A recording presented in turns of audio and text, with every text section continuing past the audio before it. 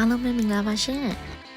ဒီကနေ့အဝေးမြစ်တာမှာ Mentorpreneur Club မြန်မာနေပြီးတော့ကြီးမှုပြီးတော့ကျင်းပတဲ့ Families Theme Jam Retreat ပွဲလေးမှာ Activity Partner အဖြစ်နဲ့ Iris Bandra နေပြီးတော့ပါဝင်ဖြစ်ခဲ့ပါတယ်ရှင်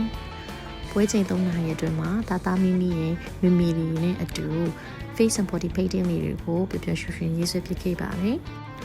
သာမီမီလေးတွေကမျက်နှာပေါ်တွေမှာမဟုတ်ဘဲနဲ့လက်ပေါ်မှာလည်း body painting လေးတွေကိုရေးဆွဲကြပါတယ်။အဲ့လိုပဲမမီလေးကလည်းသာမီမီလေးနဲ့အတူပေါင်းပြီးတော့ရေးဆွဲဖြစ်ခဲ့ပါတယ်။သာမီမီလေးနဲ့စကားတွေပြောရင်ဆွဲလိုက်တချင်းလေးဆိုရင်ဆွဲလိုက်နဲ့အချိန်3နာရီကအလင်းမြန်နဲ့ကုန်းဆုံးသွားခဲ့ပါတယ်ရှင်။အသက်ငယ်ပေမဲ့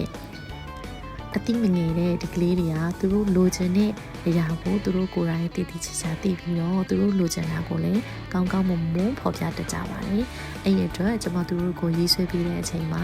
လွယ်လွယ်ကူကူပဲရေးဆွဲပေးနိုင်ခဲ့ပါတယ်။ဒီပွဲလေးမှာရေးဆွဲဖြစ်ခဲ့တဲ့ face and body painting လေးတွေကိုတဦးချင်းလိုက်လေဗီဒီယိုငယ်လေးတွေခွဲပြီးတော့